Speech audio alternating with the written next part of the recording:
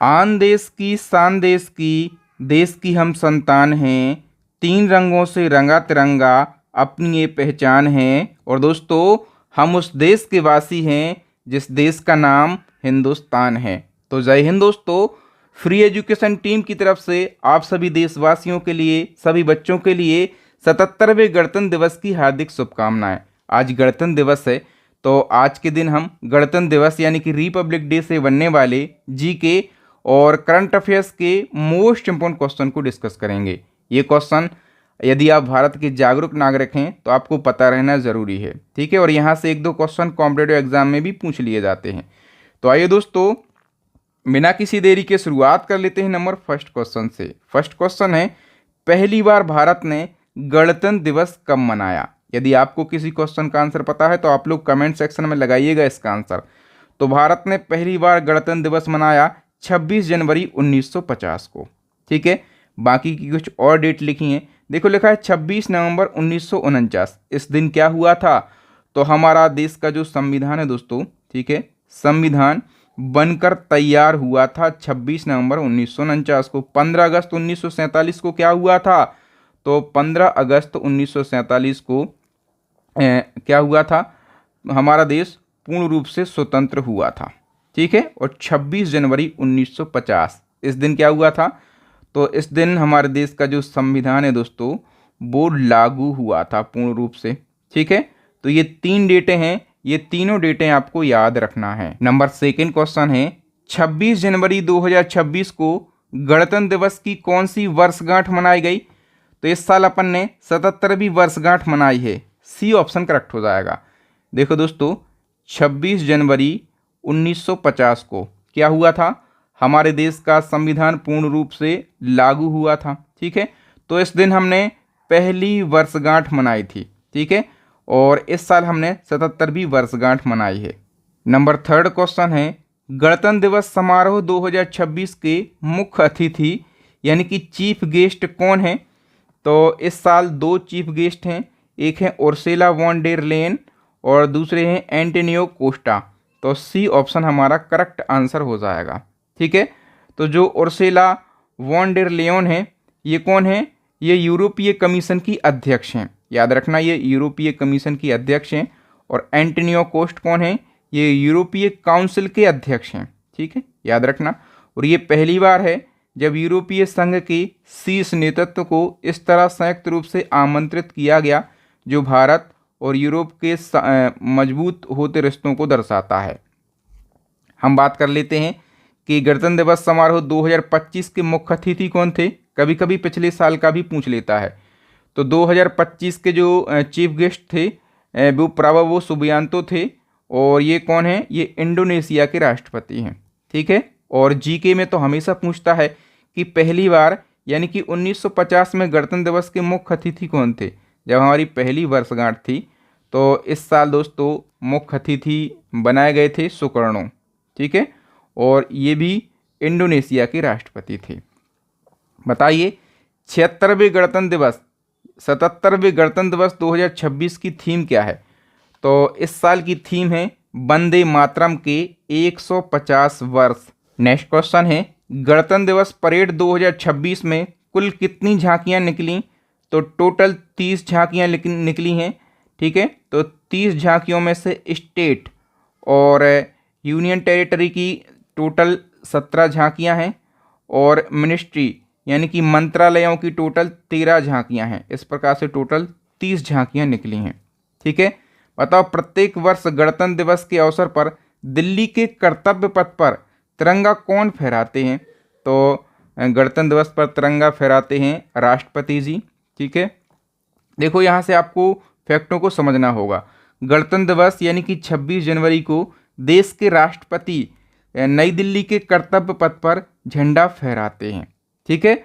और स्वतंत्रता दिवस पर क्या होता है? तो स्वतंत्रता दिवस यानी कि 15 अगस्त को जो देश के प्रधानमंत्री होते हैं वो नई दिल्ली के लाल किले पर ध्वजारोहण करते हैं, ठीक है। याद रखना, झंडा को फहराना और ध्वजारोहण करना दोनों अलग अलग चीज़ें होती हैं और यहाँ पर बच्चे फंस जाते हैं। तो सबसे पहले आप समझो कि झंडा फहराना क्या होता है।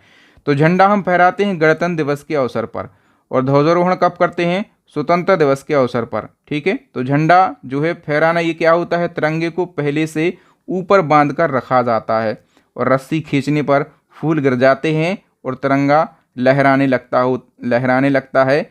ये क्या होता है, झंडा फहराना। और ध्वजारोहण क्या होता है, तो ये स्वतंत्रता दिवस के अवसर पर होता है। रस्सी खींचने पर झंडा ऊपर की तरफ जाता है। ठीक है, ये होता है ध्वजारोहण करना।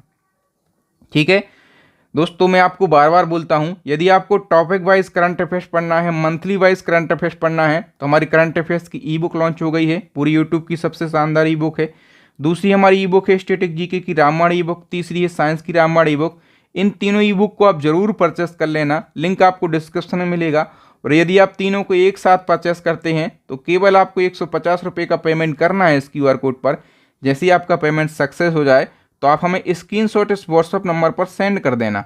5 सेकंड के अंदर मैं ये तीनों बेस्ट ई बुक आपको व्हाट्सएप पर ही सेंड कर दूंगा।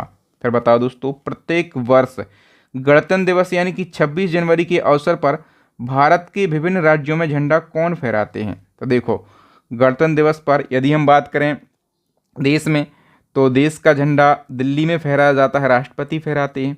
ठीक है, उसी प्रकार से भारत के विभिन्न राज्यों में झंडा फहराते हैं राज्यपाल।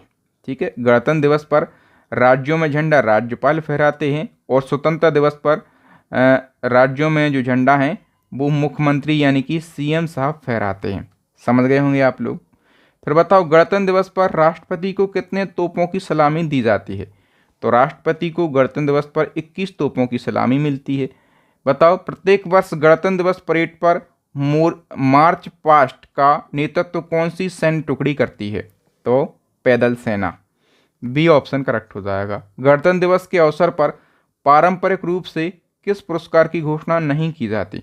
देखो, गणतंत्र दिवस पर भारत रत्न की घोषणा होती है यदि उस साल दिया जाना हो, पद्म पुरस्कारों की घोषणा होती है और वीरता पुरस्कारों की घोषणा होती है, लेकिन अर्जुन पुरस्कारों की घोषणा नहीं की जाती है।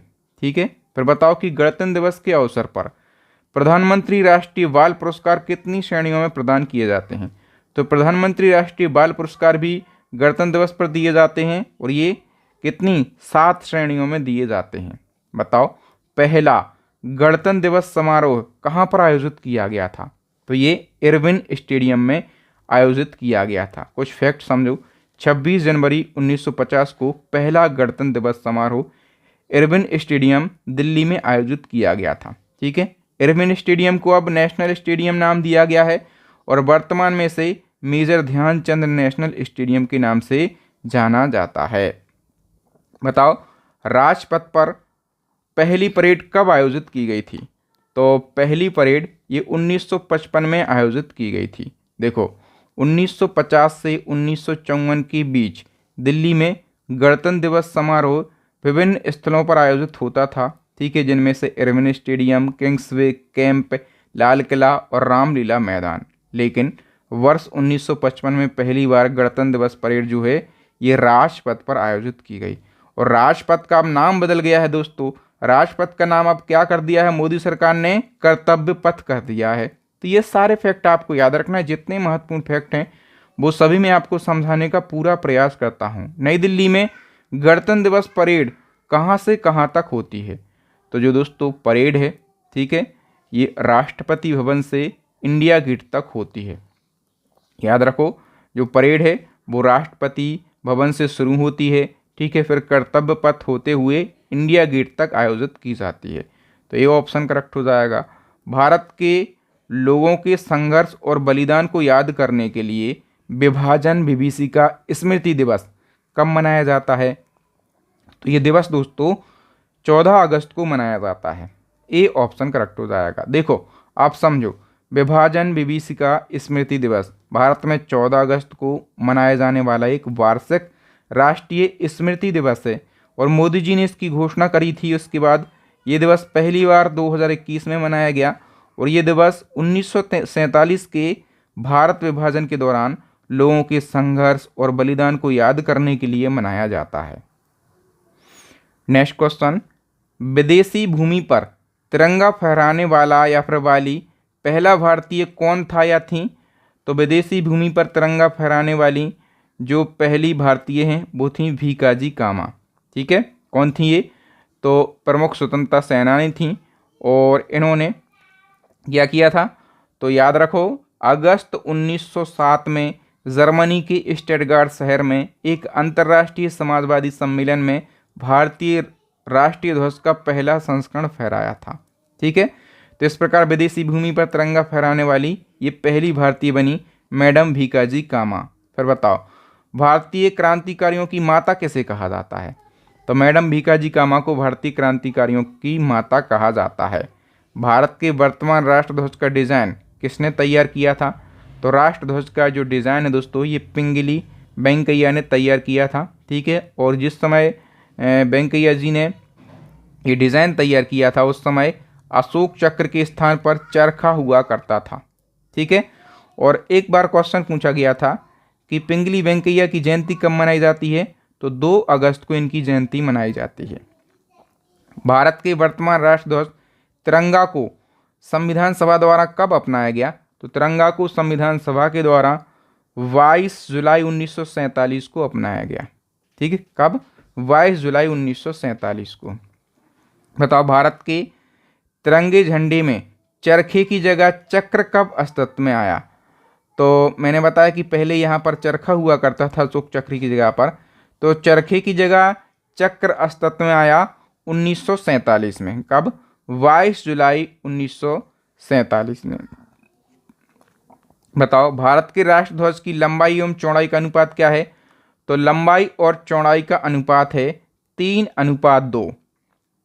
तो यहाँ पर वी ऑप्शन करेक्ट हो जाएगा। देखो कभी कभी चौड़ाई और लंबाई का अनुपात भी पूछ लेता है।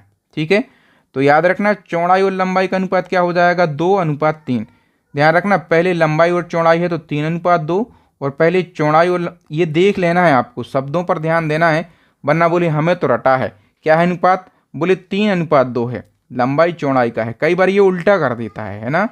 फिर बताओ राष्ट्रध्वज के शीर्ष में केसरिया रंग क्या दर्शाता है, तो केसरिया रंग दर्शाता है साहस को। देखो राष्ट्रध्वज में कितनी 3 पट्टियां हैं, आप लोगों को दिख रही होंगी। सबसे ऊपरी की जो पट्टी है ये केसरिया रंग की है, जो कि ताकत और साहस को दर्शाती है। ठीक है, और बीच वाली जो सफ़ेद पट्टी है ये क्या दर्शाती है, तो सफ़ेद पट्टी जो है ये शांति और सत्य का एक प्रतीक है। सबसे नीचे वाली जो पट्टी है हरे रंग की वो विकास और उर्वरता को दर्शाती है। ठीक है, बताओ किस वर्ष एक प्रस्ताव पारित कर तिरंगे से लाल रंग को हटाकर उसकी जगह केसरिया रंग किया गया, तो 1931 में। पहले लाल रंग था, फिर 1931 में केसरिया रंग किया गया।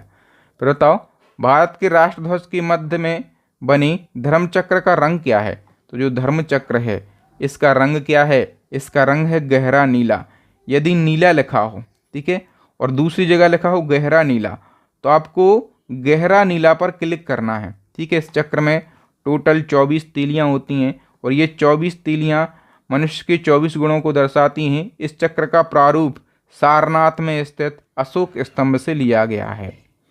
बताओ ये कथन किसका है, एक ध्वज या झंडा ना सिर्फ हमारी स्वतंत्रता बल्कि सभी लोगों की स्वतंत्रता का प्रतीक है, तो ये कथन जो है जवाहरलाल नेहरू जी का कथन है, जो कि हमारे देश के पहले प्रधानमंत्री थे। भारत में कितने राष्ट्रीय अवकाश यानी कि नेशनल हॉलीडे मनाए जाते हैं, तो टोटल 3 राष्ट्रीय अवकाश मनाए जाते हैं। एक होता है हमारा 26 जनवरी को, ठीक है, रिपब्लिक डे। दूसरा होता है 15 अगस्त को इंडिपेंडेंस डे, और तीसरा होता है 2 अक्टूबर को क्या होता है, गांधी जी की जयंती होती है। ये 3 राष्ट्रीय अवकाश मनाए जाते हैं। भारत का जो राष्ट्रीय पशु है इसका वैज्ञानिक नाम क्या है, तो सबसे पहले तो आपको पता रहना ये ज़रूरी है कि भारत का राष्ट्रीय पशु है क्या, तो बाघ है। ठीक है, यानी कि टाइगर। और इसका जो वैज्ञानिक नाम है दोस्तों, वैज्ञानिक नाम है पैंथेरा टाइग्रस। ठीक है, और देखो पाबो क्रस्टिसस लिखा है, ये मोर का वैज्ञानिक नाम है। ठीक है, फिर लिखा है फेलिस डोमेस्टिका, तो ये बिल्ली का वैज्ञानिक नाम है। ठीक है, फिर लिखा है प्लेटिनिस्टा गेटेटिका, तो ये जो है जो हमारा राष्ट्रीय जलीय जीव है डॉल्फिन, इसका वैज्ञानिक नाम है। बाघ के पहले भारत का राष्ट्रीय पशु क्या था, तो देखो दोस्तों 1973 से पहले की बात है, ठीक है। हमारा जो राष्ट्रीय पशु है वो सिंह यानी कि लॉयन हुआ करता था। फिर 1973 में भारत का राष्ट्रीय पशु बाघ घोषित होता है, ठीक है। और 1973 में ही क्या हुआ था, तो बाघ संरक्षण के लिए प्रोजेक्ट टाइगर यानी कि बाघ परियोजना शुरू करी गई थी, ठीक है। बताओ भारत का राष्ट्रीय आदर्श वाक्य क्या है, तो सत्यमेव जयते हमारा राष्ट्रीय आदर्श वाक्य है, ठीक है, जिसका अर्थ होता है सिर्फ सत्य की ही जीत होती है। और ये वाक्य कहाँ से लिया गया है, तो ये मुंडक उपनिषद से लिया गया है, ठीक है। और इसे भारत के राष्ट्रीय प्रतीक अशोक स्तंभ के नीचे लिखा जाता है। और इसे 26 जनवरी 1950 को आधिकारिक रूप से अपनाया गया था भारत के राष्ट्रीय आदर्श वाक्य को।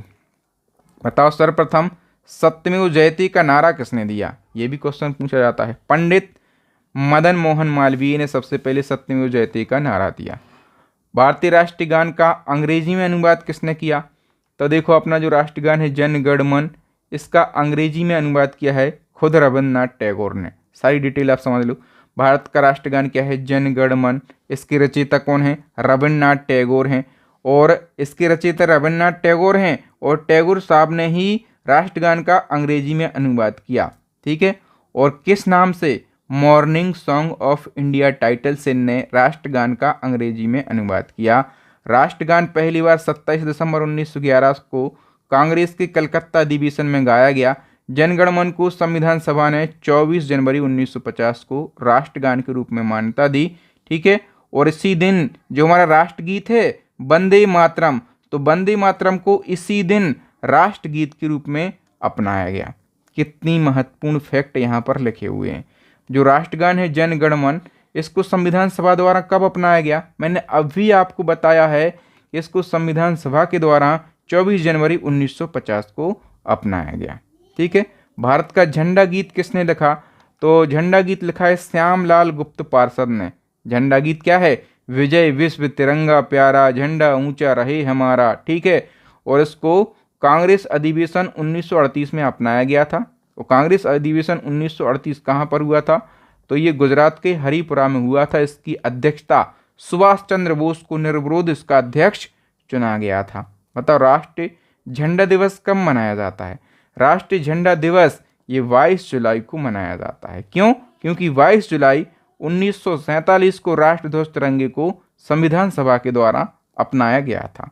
नेक्स्ट क्वेश्चन है भारतीय ध्वज संहिता 2002 यानी कि फ्लैग कोड ऑफ इंडिया 2002 क्या है दोस्तों, तो ये कार्यकारी निर्देशों का एक संकलन है, ठीक है। इसमें क्या है, भारतीय ध्वज तिरंगे को कैसे फहराना है, कैसे प्रयोग करना है, ये सारे नियम रूल्स रेगुलेशन बनाए गए हैं।